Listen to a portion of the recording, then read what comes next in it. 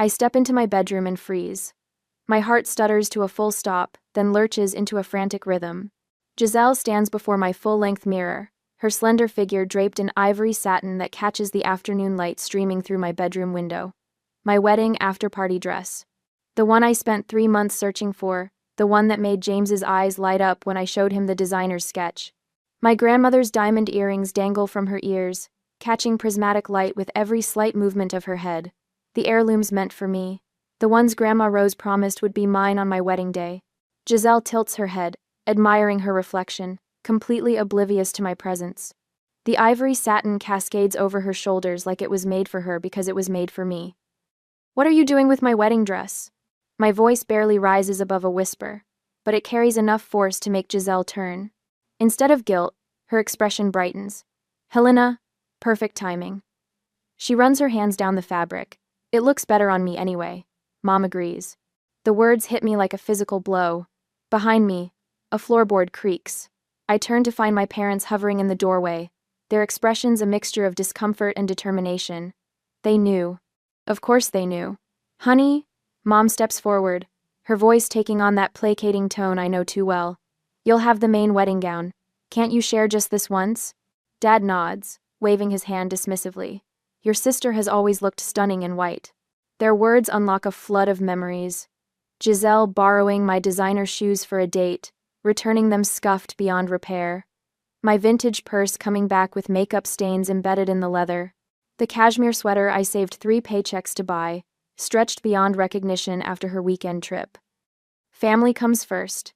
I'd told myself each time, swallowing my objections, burying my resentment. Last winter flashes before me. The outfit I'd carefully styled for Senator Graham's daughter, the client who could have launched my styling career into the stratosphere. Giselle borrowing the ensemble for just an hour before I delivered it. The red wine stain spreading across the custom jacket like a wound. "This is strike one," my boss had warned, eyes cold with professional disappointment. When I confronted my parents, their response was swift. "Accidents happen. She's your sister." I stand straighter now, shoulders pulling back. Something inside me shifts, like tectonic plates realigning after years of pressure. "Not this time." The words come out clear and steady. "Take it off." Silence fills the room, thick enough to choke on. Giselle's lips part in shock, her eyes widening with the unfamiliar sensation of being denied. "You can't be serious." She laughs, but it sounds hollow even to her ears. "Mom, tell her she's being ridiculous." Mom steps toward me, hands outstretched in supplication. "Helena, sweetie, there's no need for drama. Giselle just wants to feel special too." "Take it off," I repeat, my voice dropping lower. "Now, or I call off the wedding." The threat hangs in the air between us. Dad's face flushes crimson, but something in my expression stops whatever rebuke was forming on his lips. "Fine," Giselle spits the word. "I didn't want your stupid dress anyway." Her fingers fumble with the delicate zipper, her movements deliberately rough. I step forward and catch her wrist before she can damage the fabric. "The earrings, too," I say quietly. With exaggerated care, she removes my grandmother's earrings, dropping them into my palm with enough force to make a statement. The diamonds burn cold against my skin. Later, after Giselle has flounced from my room in theatrical outrage, I hang the dress in my closet. My parents' cold glares follow me, promising consequences for this rebellion. I run my fingers over the smooth fabric, heart still pounding. For 27 years, I've stepped aside, made room, kept peace, the good daughter, the responsible one, the one who understands. Looking at my dress, I make a silent promise. Not anymore. They've taken enough. This wedding will be mine, and God help anyone who tries to steal another piece of me. The following day, James drops his notebook on our coffee table and rubs his temples. "So that's it? We've decided on the honey lavender cake with buttercream frosting?" I nod, leaning back into our sofa. After weeks of tastings and disagreements, we've finally locked down the last major wedding decision. James reaches for my hand, his thumb tracing circles on my palm. 3 more weeks, Helena. Just 3 more weeks until you're Mrs. Helena Wells." The doorbell chimes before I can respond. I check my phone, no scheduled visits. James raises an eyebrow but rises to answer it. My parents' voices float from the entryway, my mother's rapid-fire questions about our new sofa slicing through the peaceful afternoon. They didn't call. They never call. They just appear, like unwelcome spirits summoned by wedding planning. "We brought the family wedding planner," Mom announces, swooping into our living room. She clutches a leather-bound binder that I've never seen before. Dad follows, his eyes darting around our apartment, mentally calculating what we paid for everything. "We've made some adjustments," Mom continues, spreading the binder across our coffee table, covering our own notes. "Just small tweaks to make everything perfect." James catches my eye as he settles beside me. His fingers find mine again, squeezing gently. Mom flips to a page labeled Bridal Party and points to a new notation I've never seen. "We've added Giselle as co-bride with a matching white gown and coordinating jewelry." Note. The room tilts sideways. "Co-bride?" James leans forward. "There's no such thing as a co-bride. It's our wedding." Mom waves her hand dismissively. "It's a new trend, very European." "It's not a trend," I say, my voice steadier than I feel. "And it's not happening." "And it's not happening." Dad clears his throat. "Helena, be reasonable. Your sister has been looking forward to this." "Looking forward to what? My wedding?" The words scrape my throat. "To sharing this special day," Mom corrects, her smile tightening at the corners. After they leave with promises to discuss this further, I sit at our laptop and check my email. Something feels wrong. I type wedding in the search bar and watch as dozens of exchanges between my mother and our venue appear emails where I was not copied. "James?" I call, my voice barely audible. "You need to see this." He reads over my shoulder, his breath catching. Special instructions to the venue coordinator about highlighting both sisters equally. Detailed arrangements for balanced photo opportunities. A request for 2 bridal suites. My phone buzzes with a notification. Giselle has tagged me in an Instagram post.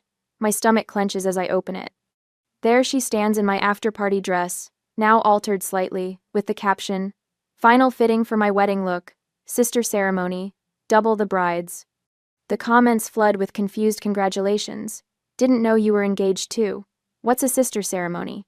So cool you're both getting married." My phone rings, Aunt Catherine from Virginia. "Helena, honey, your mother just told me about this unusual sister ceremony. Is this something you really want?" The room spins as I try to explain that none of this was my idea. More calls follow, family friends, distant relatives. All confused, all asking the same question. Why am I making my sister a co-bride? When I confront my mother by phone, her voice drips with practiced martyrdom. "You've always been the strong one, Helena. Giselle needs this. She's been so depressed since that breakup last year." My father's voice cuts in on the extension. "We're paying for half this wedding. We have a say in how it unfolds." More calls, more pressure. Uncle Robert suggesting I be the bigger person. Cousin Samantha wondering if I'm being a bit selfish. Each conversation feels like water rising around my neck. Only Aunt Martha tells me the truth when she visits the next day, her voice low as she glances toward the door. "They've been planning this since you announced your engagement. Your mother had Giselle's dress ordered the same week you ordered yours." I press my hands against our kitchen counter, feeling the cool granite anchor me. "How do you know this?" "I overheard them at Christmas. Your mother said it would be easier to ask forgiveness than permission." Martha squeezes my arm. "I should have told you sooner." That evening, I visit Grandma Rose at her assisted living facility. Unlike my parents' sprawling house, her small apartment feels like a sanctuary. "This is your day, Helena," she says, her arthritic fingers covering mine. "No one else's, not your sister's, not your mother's." When I return home, James has spreadsheets open on our laptop. "We can pay for it ourselves," he says, without looking up. "I've run the numbers 3 ways. We can make it work." Sarah, my maid of honor, arrives with a bottle of wine and her legal pad. "I'm documenting everything," she announces, flipping to a detailed timeline of every boundary violation, in case things get ugly. My phone rings again, my boss this time. I almost let it go to voicemail, but something makes me answer. "Helena?" he says, his voice uncharacteristically gentle. "One of our clients mentioned your double wedding. Want to tell me what's happening?" I explain in halting sentences, expecting professional concern about how this might affect our business relationships. Instead, he surprises me. "Your sister cost us that Senator Graham campaign," he says flatly. "Don't let her cost you your wedding too." That night, my parents deliver their ultimatum via text. include Giselle as co-bride, or lose their financial support. The message contains thinly veiled reminders about Grandma Rose's care and how family reputation affects my professional standing. I stand at our bedroom window, staring at the city lights below. James wraps his arms around me from behind. "This isn't just about a dress anymore," I whisper. "This is about my entire life." 2 days after finding the messages, my phone screen illuminates with another notification. Giselle's tearful face fills the local morning show segment. All I wanted was to share in my sister's special day. The host nods sympathetically. "And she refused to let you wear the dress?" "She threatened to cancel the entire wedding." Giselle dabs at her eyes with a tissue. "After everything our family has done for her." I slam my coffee mug down so hard liquid sloshes onto my kitchen counter. The morning show host doesn't mention how Giselle tried on my dress without permission, how she's borrowed and ruined my things for 27 years, or how this wedding is supposed to be about James and me, not her. Within hours, share with sister trends on local social media. My cousin Denise texts, "Is it really such a big deal? Family should come first." My phone rings. Aunt Carol, who hasn't called me in 3 years. "Helena, I raised you better than this. Your mother is heartbroken." I grip the phone tighter. Did Mom mention she tried to make Giselle a co-bride? Don't be dramatic. She just wants both her daughters to shine. The doorbell rings. A delivery man hands me a stack of letters from my parents' church congregation. The top envelope, already opened, contains a handwritten note. "Honor thy father and mother." I drop the pile into the recycling bin. Monday morning at the studio, I arrange outfits for Valerie Torres, an influencer with 2 million followers. My concentration fractures with each phone vibration.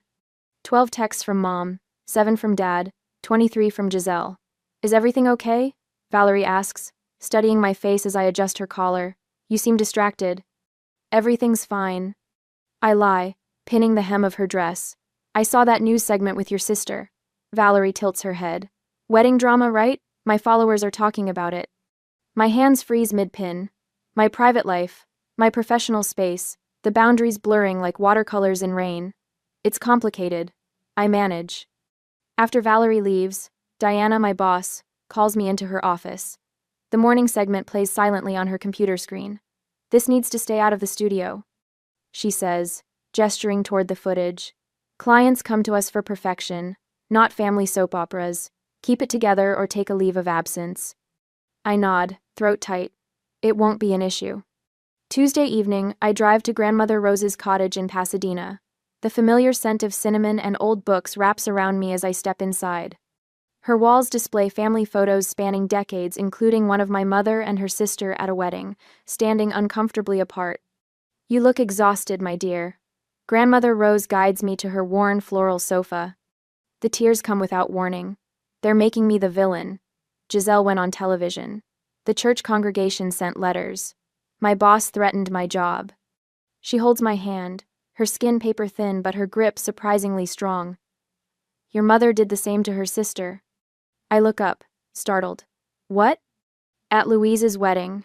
Your mother wore white, insisted on standing next to the bride in photos, demanded matching flowers. When Louise objected, your grandpa sided with your mother." She sighs. "They haven't spoken in 30 years. I didn't know." "I need to." "Some patterns need to be broken, dear.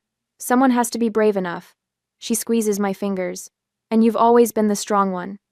Grandmother Rose stands slowly, her knees creaking. "I have something that might help you." She leads me to her bedroom where a cedar chest sits at the foot of her bed. The hinges protest as she lifts the lid. Inside, beneath a crocheted blanket, lies a stack of legal documents.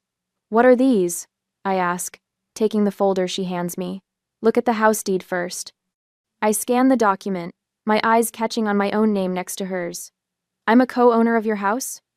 She nods. "Since your 25th birthday." The next document shows the family trust.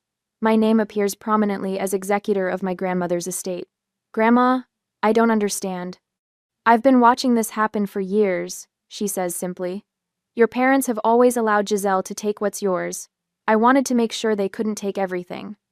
The weight of what she's telling me settles on my shoulders. "You've been protecting me all this time.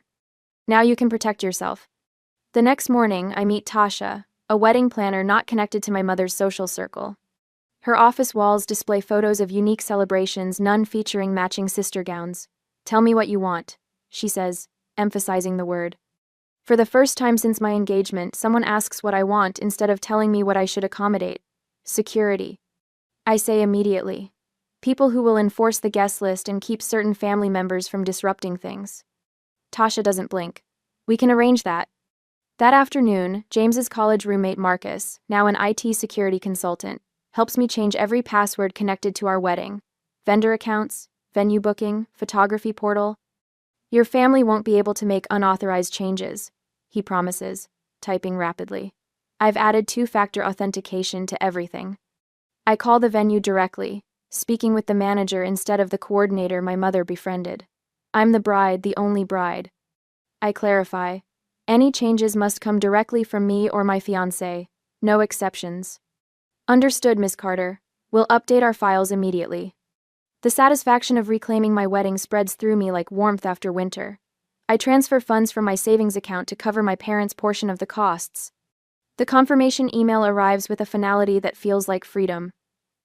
That night, I sleep in our apartment with my phone turned off. No texts demanding explanations. No calls filled with guilt. No social media notifications about family loyalty.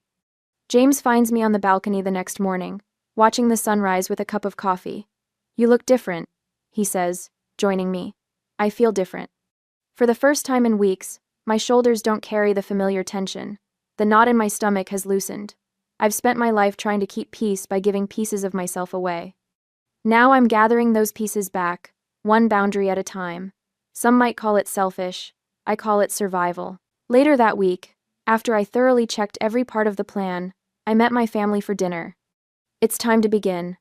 "You were right," I tell my mother, watching her shoulders relax as she serves another helping of pot roast. "Family should come first." The dining room falls into stunned silence. Dad's fork pauses halfway to his mouth. Giselle, sitting across from me, narrows her eyes in suspicion before a slow smile spreads across her face. "I knew you'd come around," Mom says, patting my hand. The diamond on her wedding band catches the light, reminding me of Grandma Rose's earrings. "We all want your wedding to be perfect." "For everyone," Dad adds pointedly, reaching for his wine glass. I nod, swallowing the bitter taste in my mouth. "Actually, I was thinking Giselle might want to try on the after-party dress one more time, for proper measurements." Giselle nearly knocks over her water glass. "Really?" "Really," I confirm, pulling my phone from my purse. "Maybe we could take some photos for the memory book." Later, as Giselle twirls in my bedroom, I snap photo after photo.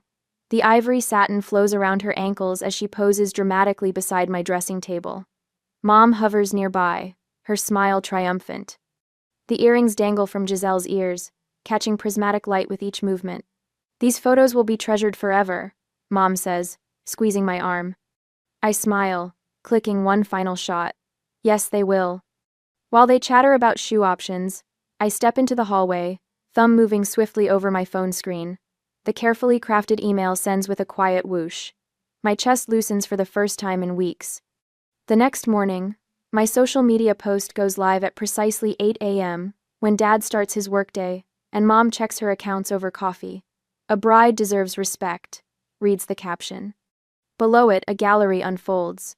My designer shoes before Giselle borrowed them, then after scuffed beyond repair.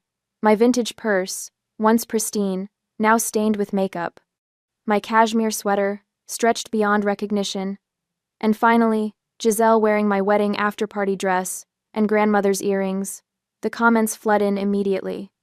My professional colleagues rally with supportive messages and a hashtag that starts trending by noon. Bride not bullied. My phone begins vibrating nonstop. I silence it, sliding it into my desk drawer at work. My boss passes by, glancing at my computer screen where the post continues gathering momentum. "About time," she says simply, and walks away. By lunch, 3 wedding vendors have publicly confirmed they will only take instructions from the actual bride, Helena Carter. My mother has called 17 times. I send each call to voicemail. "What are you doing?" James asks when I arrive at the bank that afternoon. His voice holds no judgment, only curiosity. "Reclaiming what's mine," I answer, squeezing his hand before approaching the bank manager's desk. I spread the documentation across the polished surface. Receipt copies, transfer records, email confirmations, evidence of every dollar I contributed to our wedding fund, which my parents conveniently control. These payments were made under false pretenses, I explain calmly. I'd like them refunded to this account instead. The manager reviews the paperwork, nodding slowly. Everything appears in order, Miss Carter. James watches in quiet amazement as the manager processes the transfers. 20 minutes later, we walk out with financial leverage eliminated. My parents can no longer threaten to withhold funds they no longer control. I record a brief message on my parents' answering machine. I've handled the payments. The wedding will proceed as James and I planned it. The dress disappearance is my final move. I know Giselle's schedule by heart. 27 years of accommodating her has its advantages. While she's at her hair appointment, I empty my closet of everything wedding-related. My phone buzzes with Giselle's name 30 minutes later. Where is it? Her voice trembles with rage. Mom and Dad are furious. I imagine they are. I fold the ivory dress carefully into an acid-free box at my grandmother's house, miles away from prying hands. You can't do this. Giselle shrieks. That dress looked better on me anyway. Some things aren't meant to be shared. I place Grandma Rose's earrings in their velvet case beside the dress, especially when they were never yours to begin with. I end the call amid her protests, powering off my phone completely. Grandmother watches from her armchair, a small smile playing at the corners of her mouth. They'll be livid, she says, not sounding troubled by the prospect. Let them be. I close the lid on the box, running my fingers over the smooth surface.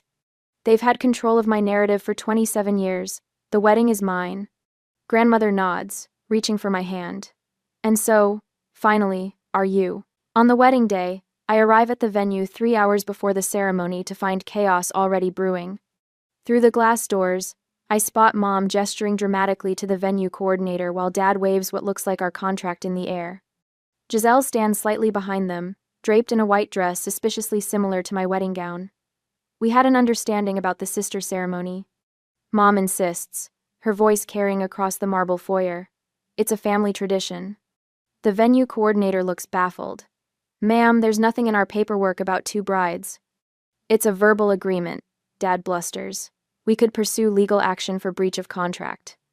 I grip James's hand tighter as we watch through the window. His college roommates, our impromptu security team, stand at strategic points around the entrance, looking both professional and immovable in their suits. Ready? James asks, squeezing my fingers. I nod. More than ever. When we enter, Mom's face pales. Giselle's mouth forms a perfect O of surprise. They didn't expect me for another hour, plenty of time to rearrange my wedding. Miss Carter, the coordinator rushes over, relief washing across her face. Perhaps you can clarify? There is no sister ceremony, I say, loud enough for the small crowd of workers to hear. My parents and sister are confused. I turn to Marcus, James's former linebacker friend now working security. Please ensure they stay in the designated family area until the ceremony. They're not authorized to make changes to any arrangements. Dad's face flushes crimson. You can't. I can, I interrupt, my voice steady. And I am. 2 hours later, I stand in the bridal suite with Grandma Rose adjusting my veil. My wedding gown, the main one, not the reception dress, Giselle tried to claim, cascades around me in waves of delicate lace. You look magnificent, Grandma says, her fingers trembling slightly as she secures the veil with a vintage pearl pin. Strong. Sarah, my maid of honor, returns from scouting the ceremony space. Your parents got the message. They're sitting in the front row looking like they've swallowed lemons. She grins. And Giselle keeps trying to make her dress look more bridal by adding flowers from the centerpieces. I should feel nervous, but a strange calm has settled over me. Let's do this. The processional music swells as I take Grandma's arm. We planned this carefully, no father walking me down the aisle. Instead, the woman who showed me what real support means guides me toward my future. As we enter, I hear the celebrant's voice ring clear. Today we gather to witness the union of Helena and James only. She places deliberate emphasis on the final word, making several guests shift uncomfortably. Mom's smile looks brittle. Dad stares straight ahead. Giselle fidgets with her costume jewelry, a poor imitation of Grandma's diamonds currently nestled in my bridal suite safe. I lock eyes with James and never look away. His smile becomes my anchor as I glide past the family that tried to steal even this moment. The reception begins with delicious tension as I emerge from the bridal suite in my ivory satin after-party dress, the one from the ambush. Grandma's diamond earrings catch the chandelier light with every movement of my head. The symmetry feels perfect. You reclaimed it, Grandma whispers, adjusting one earring. Everything, I confirm. Giselle sits at the family table, her expression fluctuating between outrage and calculation. Mom's anger shows in her white-knuckled grip on her champagne glass.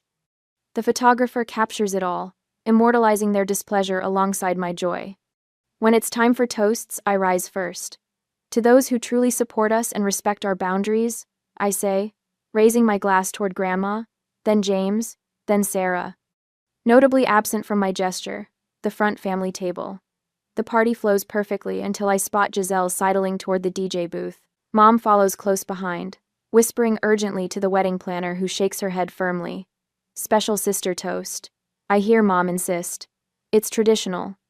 Before Giselle can grab the microphone, James's best man intercepts her with practiced ease. The bride's playlist is quite specific, he says pleasantly, steering her away. I cross the dance floor, stopping directly in front of my sister. Not today, I tell her quietly. Not ever again. Her eyes widen. For once, she seems to understand, I mean it. 20 minutes later, Dad corners me near the cake table. We need to talk. Now. I follow my parents into a small side room, where Mom immediately dissolves into tears. You've humiliated us in front of everyone we know. Dad hisses. You'll regret this public display. Mom dabs her eyes dramatically. After all we've done for you, the sacrifices, the support. I study them both, really look at them perhaps for the first time. Mom's tears that appear and vanish with strategic precision. Dad's authority that crumbles when challenged. Thank you, I say finally. They look startled. For what? Mom asks cautiously. For showing me exactly who you are. I straighten my grandmother's earrings. Now I know exactly who I need to be. And... Dad steps forward. If you walk out that door... You'll what? I ask. Take my car? My inheritance? My wedding dress? You've been taking pieces of me my entire life. There's nothing left for you to claim. I open the door, pausing in the threshold. Enjoy the cake. I picked chocolate because it was the only flavor Giselle hates. The reception continues without them. James finds me on the dance floor, pulling me close as we sway to our song. Over his shoulder, I watch my grandmother chatting happily with his parents, her diamonds catching the light with every laugh. Some jewelry isn't just decoration. Sometimes, it's armor. 6 months later, I stand in the bay window of our Connecticut living room, watching autumn leaves spiral across the lawn. 3 states and 800 miles now separate us from my family. The distance feels like oxygen. More coffee? James asks, padding across the hardwood floors in his weekend socks. Please. I accept the mug, inhaling the rich aroma. I was just thinking how quiet it is. No unexpected visits, no drama, no one borrowing my things. James settles beside me on the window seat. Your mother called again yesterday. I know. I curl my fingers around the warm ceramic. I'll call back next week. On my terms, with my boundaries in place. And if they push back? I shrug. Then the conversation ends. They're learning I mean what I say now. James kisses my temple. I'm proud of you. I can breathe here, I whisper. The simple truth of it still astonishing. Grandmother's silver Buick pulls into our driveway later that afternoon. Her move to the senior living community 10 minutes from our house was the best decision we made after the wedding. She settles at our kitchen table while I prepare tea. Her arthritis has worsened, but her eyes remain sharp as ever. I finalized everything with the attorney, she says, sliding a folder across the table. You're the executor now, and the primary beneficiary. The papers blur beneath my suddenly damp eyes. Grandma, you don't have to. You were the only one who saw them for what they were. Her weathered hand covers mine. This family has a pattern. Look. She opens a photo album I've never seen before. Pictures of my mother as a child, always stepping aside for her sister. My grandmother, young and resigned, surrendering her dreams to her brother's demands. 4 generations of doormats, she says with surprising frankness. Until you. 2 weeks later, I stand in my new styling studio downtown, arranging the magazine that features my wedding day look on the reception counter. My phone buzzes with a new client booking a television actress whose Instagram post about my boundary-setting bride style has brought an influx of business. What would make this moment perfect is knowing Giselle saw the latest issue of Style Quarterly, where her favorite influencer wears my signature accessory collection. I feel a satisfied smile spread across my face as I arrange the display. Creating, not accommodating. Building, not surrendering. The package arrives on a Tuesday. No return address, but I recognize my mother's handwriting. Inside lies my childhood diary, its purple cover faded. I flip through pages filled with my adolescent handwriting, documenting each borrowed item that never returned. A note falls from between the pages. Perhaps we should have listened. Not an apology, but acknowledgement. It's something. I place the diary on a bookshelf visible but not central. A chapter closed, not forgotten. Weeks later, Thanksgiving arrives with the scent of rosemary and warmth. Our dining table extends to welcome grandmother and the friends who stood with us through everything. Sarah arranges flowers while James carves the turkey. My phone rings in the study, my parents' number.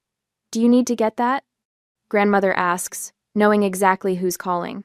"Tomorrow," I decide, returning to the table. Today is for joy. Today is for joy. We raise glasses as James offers a toast, to chosen family and hard-earned peace. I look around at these people who love without conditions, who support without manipulation, and feel the rightness of this moment. Some things are worth keeping. Some things are worth sharing. And some things like your self-respect should never be given away. As we laugh and pass dishes, I wonder what stories others might share about drawing their own lines in the sand. What finally gave them the courage to say enough? Perhaps their journeys echo mine. The phone stops ringing. Tomorrow is soon enough.